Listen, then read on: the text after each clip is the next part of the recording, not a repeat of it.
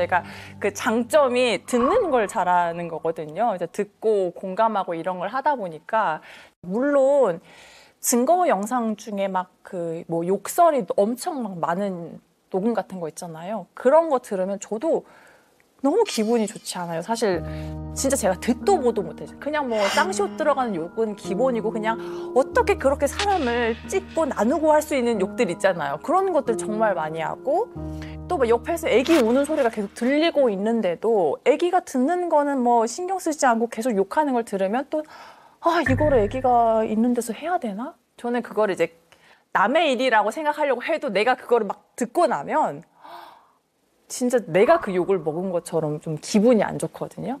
그런 소리를 들으면 상상이 가잖아요. 갑자기 막 도대체 왜 이래 이러면은 너 내가 그렇게 하지 말랬지 하면서 뭔가가 깨지는 소리가 들린다면 살려줘 이렇게 하면은 그냥 소리만 들어도 그 상황이 상상이 가잖아요. 그것과 함께 증거로 다친 사진까지 같이 보면 그냥 그 상황이 다 눈에 그리워진단 말이에요. 그래서 그런 것들이 조금 힘들죠. 네. 저도 사람인지라 유독 더 마음이 가는 의뢰인분들이 계십니다. 정말 어렸을 때부터 어려운 환경에서 너무너무 착실하게 잘 살아왔고 이제 가정을 꾸리는 게 꿈이어서 그냥 가정을 잘 꾸렸는데 배우자가 너무 폭력적이고 경제적인 것도 뭐 한 달에 10만 원 줘놓고 그걸로 막 일일이 뭐 어디에 썼는지 지출 확인하게 하고 뭐 병원 가려고 뭐 병원비 하면은 너 7천 원 들어갔는데 왜 10,000원 달라고 하냐 너 나머지 3천 원 어디다 쓴 거냐 이런 식으로 좀 되게 숨막히게 하는 것들 있잖아요.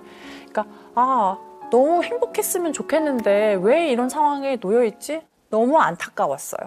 근데 그분이 저희 엄마랑 나이도 같고 딸이 있는데 딸도 저랑 나이가 같은 거예요. 그러니까 괜히 뭔가 마음이 가고 우리 엄마 같고 그런 생각이 좀 들었거든요. 몰입된다.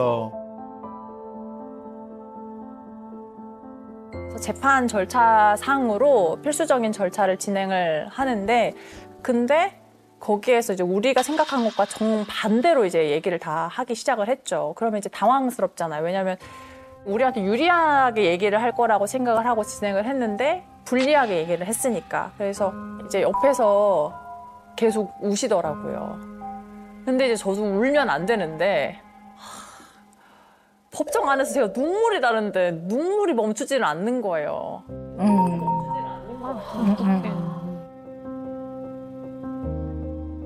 이제 너무 그 상황에서 막 울고 하시는데 저가 너무 이입이 돼가지고 진짜 제발 판사님께서 해주시면 저 진짜 이렇게 운 거예요 진짜로. 그래가지고 끝나고 나서 어머님 부둥켜 안고 울고 차에 앉았는데 내가 지금 9년 차나 돼가지고 법원에서 지금 이렇게 이성적으로 해야지 울고 있다니 하면서 또 울고 근데 너무 막 이입이 돼가지고 막 눈물이 났습니다.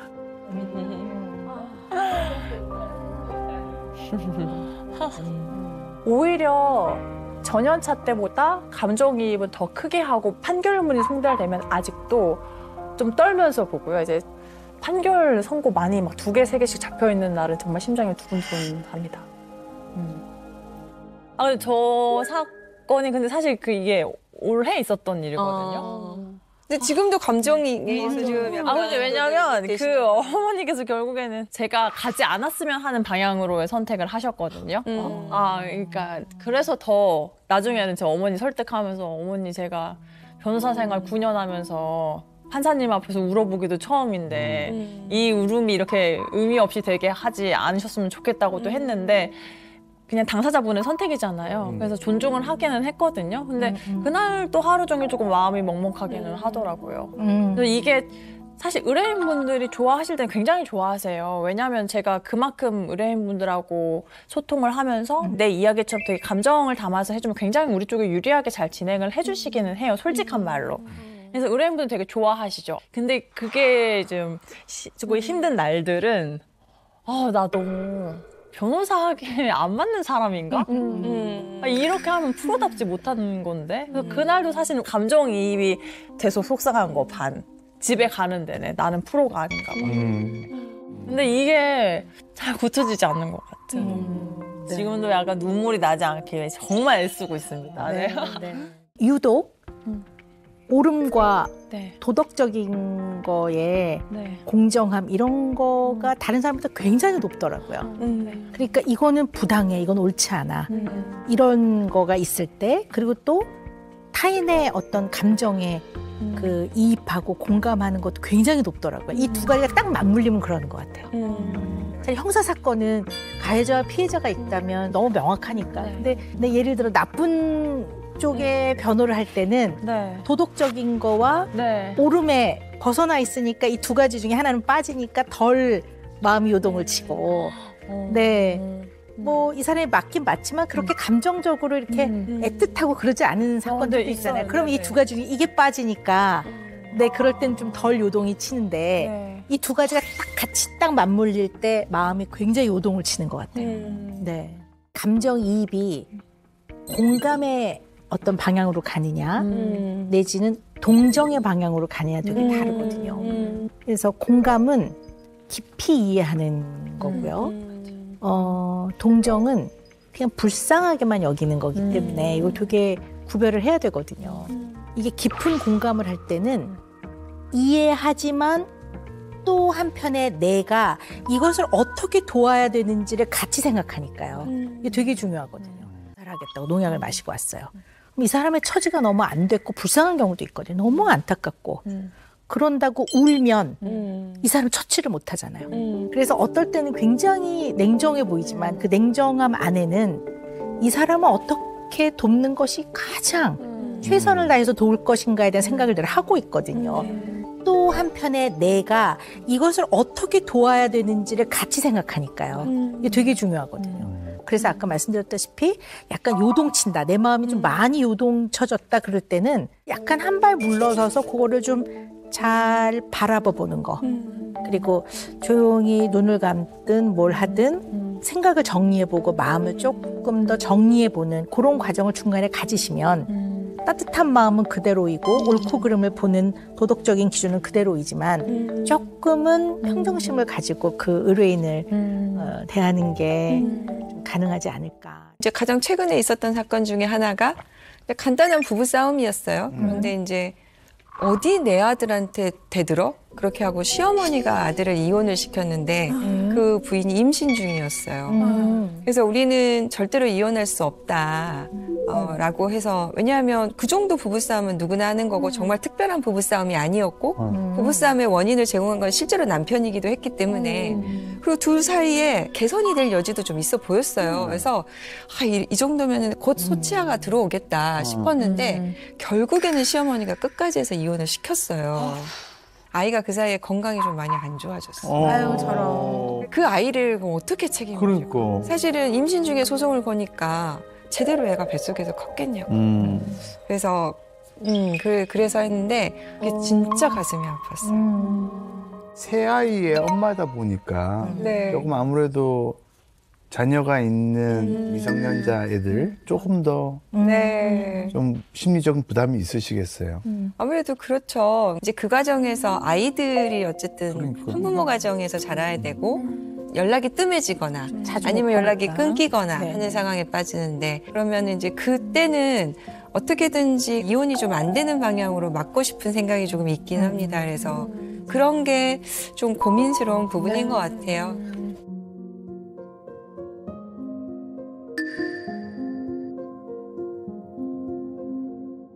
이혼은 완전한 인생의 새로운 선택이잖아요. 제가 어쨌든 이혼 소송을 해서 그렇게 이제 이후에 가정이 잘 살아야 되잖아요.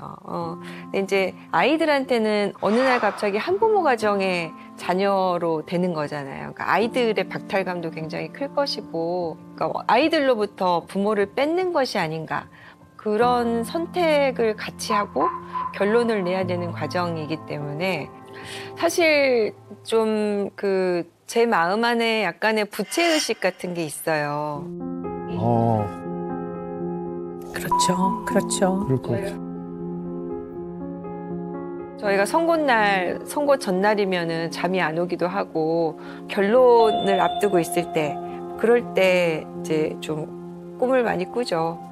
내가 저기에 가야 되는데 이 발이 안 움직이는 거예요. 진흙에 빠져가지고. 그래서 이 발을 들 수 없는 뭐 그런 꿈, 뭐 시험이 내일인데 내가 변호사 자격이 박탈됐다고 막 해가지고 하는 꿈. 아이들이 공부를 하려고 그래도 정서적으로 안정이 돼야 공부를 하지. 정서 안정이는 어떻게 공부를 하겠어요. 그러니까 그래서 사실은 미성년 자녀 가정의 상담 올 때는 가능하면 좀 이혼을 안 하는 방향으로 많이 하려고 되게 노력은 하는데 또 그게 또 답은 아니니까 맞아요. 계속 싸우는 모습 보여주느니 헤어지는 게 낫기는 하는 경우도 또 있으니까. 그런데 얼마 전에 한번 이제 의뢰인분이 상담을 오셨는데 이제 이렇게 이혼을 하게 된 상황에 대해서 아이하고 한번 의견을 나눠봤느냐 뭐 여쭤봤는데 중학생 정도 됐으니까 이제 대화가 되니까 그 아이가 너무 아무렇지 않게 나는 괜찮으니까 엄마 알아서 하라고 했다고 하는 거예요. 그 순간 저는 이 아이가 너무 걱정이 됐어요. 어떻게 아무렇지도 않을 수가 있어요. 그래서 그렇지 않을 것이다. 아이 상담을 조금, 아이부터 상담을 좀 받아보자. 여기서 애가 무반응이라는 거는 아이가 지금 굉장히 아플 것 같다. 그렇게 해서 조언해서 제가 이제 오은영 박사님에서 제가 자꾸 SOS 많이 쳐요. 박사님한테 이 아이 좀 봐달라고 하는데 그렇게 됐을 때가 정말 저도 막 이렇게 슬픔이 막 느껴져요. 아이의 슬픔이. 얼마나 힘들었으면 그렇죠. 힘들다는 얘기도 안 할까. 막 그렇죠. 그럴 때. 네. 그래서 아주 심한 폭력, 가정폭력이나 아동학대의 경우라면 또 좀 그럴 수 있다고 보지만 네. 그런 거를 제외하고 일반적인 상황에서는 그게 어떻게 맞아요. 아무렇지 않을 수는 네. 없죠. 네. 네. 네. 실제로 뭐 사건 이후에 좀 더 어려워진 네. 분들 보면 더 마음이 아프다고 했는데 네. 뭐 그런 경우가 왕왕 있으신가 봐요. 실제로 이제 이혼 이후에 이제 특히 이제 뭐 어느 정도 재산 분할을 해서 가져가는 경우가 있지만 그걸로 애들 다 키우기 충분한 경우는 거의 없어요. 특히 이제 애들이 어리면 부부 자체도 둘이 이제 막 일어서는 단계잖아요. 그러니까 극빈자층으로 전락하는 경우가 사실은 대부분이죠. 극빈자층으로 전락하는 경우가 사실은 대부분이죠. 그래서 이제 양육비 이슈가 저는 이제 아동의 생존권이라 생각을 하는 게 굉장히 중요한 인식이고 저는 그래서 이제 뭐 안 맞는 사건이 있어요. 양육비를 안 주고 싶어 하는 사건. 저는 이제 그거는 제가 제 철학하고 맞지 않아서 이제 양육비 관련해서는 저는 이제 절대 안 맞는 걸 원칙으로 하고 사건 진행하면서도 양육비 안 준다는 부분에 대해서는 이제 거기에 대해서 저희 의뢰인도 좀 많이 혼내기도 하고 그런데 또 면접 교섭을 안 하는 거는 저는 아동학대라 생각을 해요. 면접 교섭은 부모의 권리가 아니라 아이의 권리인데 권리인데. 아이가 부모를 볼 수 있는 권리인데 저희가 이제 뉴스에 나오면 이혼 가정 아이들이 뭐 새로 재혼 가정에서 아동학대를 당해서 사망했다 그러는데 그 얘기를 들어가 보면 이혼한 그 비양육자가 애를 한 번도 안 보러 오는 경우가 대부분이에요. 막 그런 기사 나오면 그때 이제 저는 막 약간 다 제 책임인 것 같고 다 제 책임인 것 같고 그래서 이혼 전문 변호사들이 정말 제대로 된 이 상황을 어드바이스 안 하면 정말 큰일 난다 뭐 이런 생각을 좀 하게 돼요. 네. 나의 감정에 그분이 내가 전달을 할 때 나의 감정의 색깔로 이렇게 오염시키지 않고자 하는 노력이 좀 있어요. 그래서 이제 감정의 변화를 잘 안 보여주죠. 상대에게. 종교인분들은 감정 변화를 불편하게 느낍니다. 네, 감정을 막 뜨는 거나 나는 거 다. 그래서 이제 가까이 있는 사람에게 감정을 자꾸 표현하려고 하는 것은 늘 영원한 숙제입니다. 네. 근데 짜증이 내가 날 수는 있는데 그게 상대 표현하는 것 자체는 굉장히 제 스스로 돌아볼 때 부끄러운 거예요. 스님이시니까. 예전에 어떤 일이 있었냐면 부처님 오신 날에 이제 관불이라고 해서 아기 부처님 탄생불에게 목욕을 시켜드리는 것이 이렇게 물로 이렇게 향탕수를 만들어서 이렇게 목욕을 시켜드리는 것이 있는데 너무 다 바빴는지 물이 안 채워져 있는 거예요.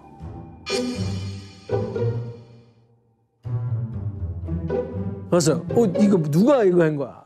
해봐야 뭐해? 이렇게 하면 안 되죠.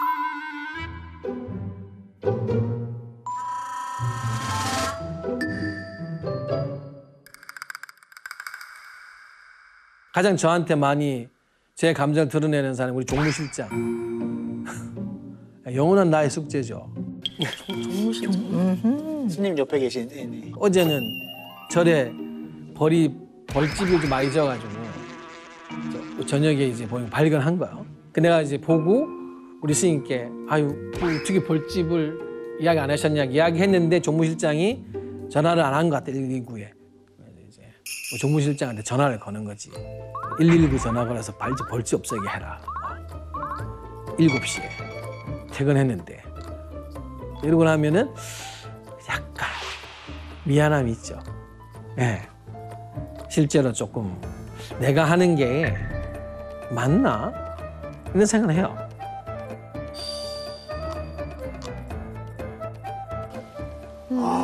근데 또 우리가 봤을 땐 너무 당연한 얘기 같은데. 그러니까 근데 이 일을 또 보셔야 되니까. 와. 태극의 송크란 예. 축제라고. 예. 불축제. 네, 불축제. 근데 그게 부처님한테 이렇게 물로 이렇게 관부. 불상을 네, 맞습니다. 씻어주는 네, 맞아요. 가장 중요한 행사더라고요. 1년 중. 예.